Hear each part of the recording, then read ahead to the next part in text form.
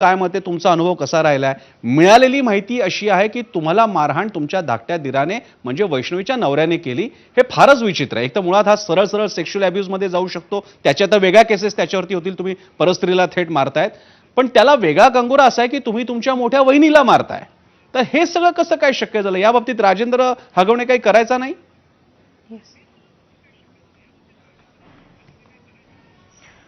ते पण मारायला यायचे, ते पण त्याच्यात सामीलच होते की ते पण मला मारायला यायचे. जर चौघ जण एका मुलीला जर मारत असतील तर ती मुलगी काय करू शकणार आहे त्या बरोबर. चौघांसोबत. आणि हे पण यावेळी मारायचे की माझे मिस्टर कधीच घरी नसायचे. बरं. त्यावेळी ते अंदाज घेऊन मला त्यावेळेस ते मारहाण करायचे.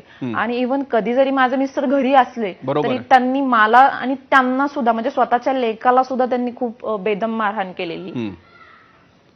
मयुरीजी, शशांक किंवा आणि राजेंद्र म्हणजे यांना सांगायचा मुद्दा असा की हो, बोला बोला, पूर्ण करा, पूर्ण करा.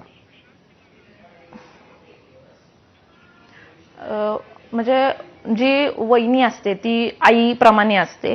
पण मला तो कधी आदर शशांक हगवणेकडून मिळाला नाही. इव्हन तो मला वहिनी सुद्धा ह्या आवाजाने त्यांनी मला कधी आवाज नाही दिला किंवा तो माझ्याशी कधी बोललाच नाही. पण जर माझी लेडीजची जर कधी भांडणं चालू असेल तर तो कायम मध्ये दगड घेऊन येणार, काठी घेऊन येणार आणि म्हणजे असे करून तो मारहाण करायचा. मग तिकडून सासरे पण यायचे, ते पण मारायचे.